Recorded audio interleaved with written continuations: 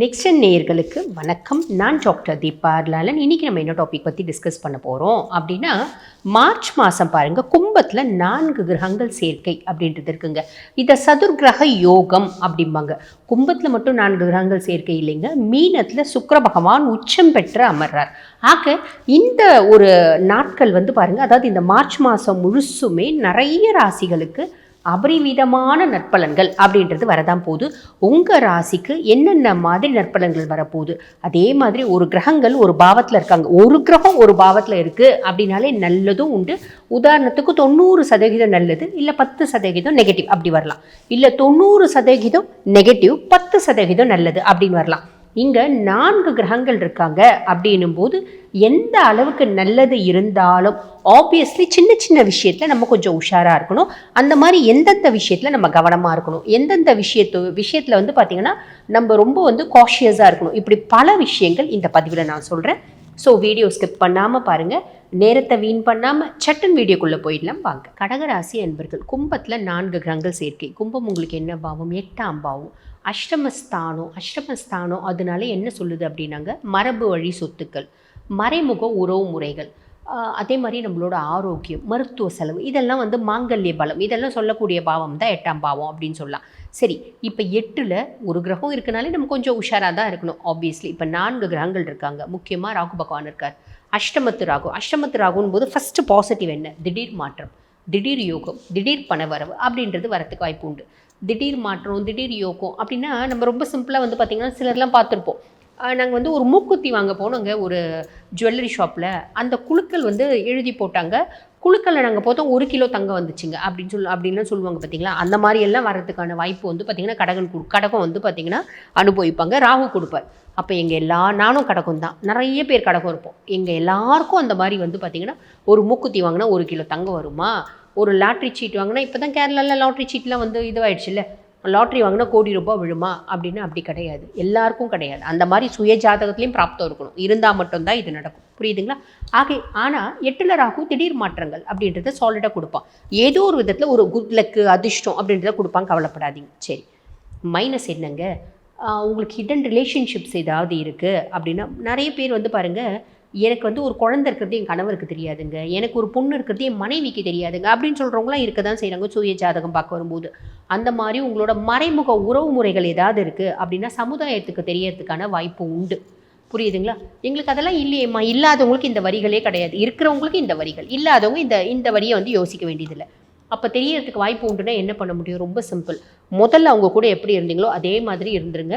பிரச்சனை வேண்டாம் அப்படின்ற பட்சத்தில் வெளியே தெரிய வாய்ப்பு கிடையாது, பிரச்சனை பண்ணலை அப்படின்ற பட்சத்தில். புரியுதுங்களா? அப்போ ராகுனால ப்ளஸ்ஸோ மைனஸ்ன்னு சொல்லிட்டேன். அதுக்கப்புறம் சூரியன் இருக்கார் 8ல். நம்மளுக்கு கண் சம்மந்தப்பட்ட பிரச்சனைகள், இருதயம் சார்ந்த பிரச்சனைகள், மைக்ரைன், இதெல்லாம் வரத்துக்கு வாய்ப்பு உண்டு. அப்பாவுக்கு ஹெல்த் இஷ்யூஸ் வரத்துக்கு வாய்ப்பு உண்டு. மாமனாருக்கு உடல் சார்ந்த உபாதைகள் வரத்துக்கு வாய்ப்பு உண்டு. கவர்மெண்ட் ஆஃபீஸில் வேலை செய்கிறவங்க, போலீஸ் ஆஃபீஸர்ஸ், இவங்ககிட்டலாம் நம்ம பகச்சிக்கூடாது. பகச்சிக்கினா என்ன ஆகும்? அவங்களால நம்மளுக்கு பிரச்சனைகள் வரத்துக்கு வாய்ப்பு உண்டு. இதில் உஷாராக இருந்துக்கோங்க. சரி, அடுத்து 8ல் செவ்வாய் இருக்கான். இது என்ன? அண்ணன் தம்பிங்களோட பிரச்சனை, சொத்து தகராறு, அண்ணன் தம்பிங்களோட அடிதடி போகிறது, போலீஸ்கிட்ட போகிறது, கோர்ட்டில் கேஸ் போகிறது, இந்த மாதிரிலாம் வரத்துக்கு வாய்ப்பு உண்டு.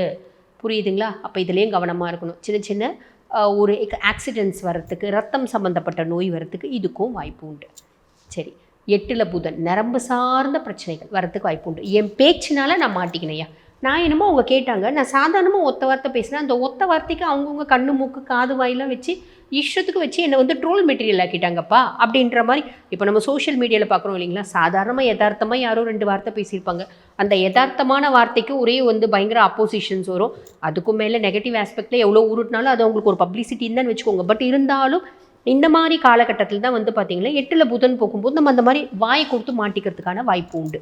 புரியுதுங்களா? அப்போ நம்ம என்ன பண்ணோம், அன்லெஸ் அதர்வைஸ் நம்மளுக்கு பேசக்கூடிய ஒரு இது இருக்குன்னா மட்டும்தான் பேசணுன்ற கட்டாயம் இருந்தால் மட்டும்தான் பேசணும். அதுவும் அனலைஸ் பண்ணிவிட்டு பேசணும்.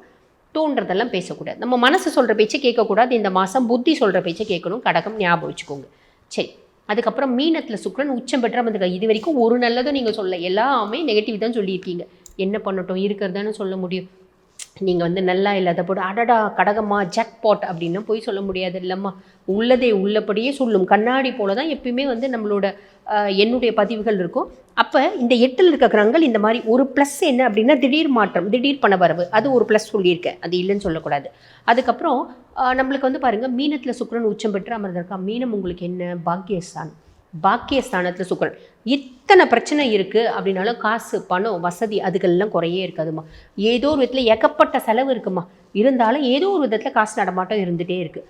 பெண்களால் வந்து பார்த்திங்கன்னா ஆதாயம். நீங்கள் ஆண்களாக இருந்தாலும் பெண்கள் சப்போர்ட்டிவாக இருப்பாங்க, பெண்களாக இருந்தாலும் பெண்கள் சப்போர்ட்டிவாக இருப்பாங்க. உதாரணத்துக்கு ஃபேமிலியில் கொஞ்சம் எக்கனாமிக்கல் ப்ராப்ளமா, நீங்கள் வந்து ஆஃபீஸில் போய் பேசிகிட்டு இருக்கீங்க, உங்களோட ஹையர் அஃபிஷியல் வந்து லேடியாக இருக்காங்கன்னா அவங்க சொல்லுவாங்க, இதுதானே ப்ராப்ளம், நான் உனக்கு சப்போர்ட் பண்ணுறேன், இந்த லோன்ஸ்லாம் இருக்குது, நான் உனக்கு வந்து பார்த்திங்கன்னா சாங்ஷன் பண்ணி கொடுக்குறேன், நீ ப்ராப்ளம்லாம் வந்து கிளியர் பண்ணிவிடு. பிள்ளையை வெளிநாட்டுக்கு படிக்க அனுப்பலான்னு பிளான் பண்ணுறேன், சரி ஒன்றும் பிரச்சனை இல்லை, நான் உனக்கு லோன் சாங்ஷன் பண்ணி கொடுக்குறேன், எஜுகேஷன் லோன், நீ பிள்ளையை வெளிநாட்டுக்கு படிக்க அனுப்பு. அந்த மாதிரி எல்லா ஆஸ்பெக்ட்லேயும் அவங்க சப்போர்ட்டிவாக இருப்பாங்க. மேடம் நானே வெளிநாட்டுக்கு போகலான்னு பிளான் பண்ணுறேன், இங்கே எனக்கு வருமானம் பத்தல, ஒன்றும் பிரச்சனை இல்லை, நம்மளுக்கு ஆப்பர்ச்சுனிட்டி வரும்போது உன்னோட நேமை ஃபஸ்ட்டு நான் சஜஸ்ட் பண்ணுறேன், இப்போ இன்னும் ஒரு வாரத்தில் ஆப்பர்ச்சுனிட்டி வருது, நான் உங்களோட நேமை சஜஸ்ட் பண்ணுறேன், உங்களோட நேமை சஜஸ்ட் பண்ணுவாங்க, நீங்கள் வெளிநாடு போகிறதுக்கான வாய்ப்பு. ஆக பெண்களால் ஆதாயம், அட் த சேம் டைம் அந்த ரிலேஷன்ஷிப்பை ரொம்ப சேஃபாக வந்து டீல் பண்ணிக்கணும். தப்பாக கொண்டு போனால் அவங்களால நம்ம லைட்டாக ட்ராப் ஆகிறதுக்கும் வாய்ப்பு உண்டு. புரிஞ்சிருக்கும்னு நினைக்கிறேன். சின்ன சின்ன விஷயத்தில் காஷியஸாக இருக்கீங்க அப்படின்னா இந்த காலகட்டம் எக்ஸலண்ட்டாக இருக்கும். வாழ்த்துக்கள்.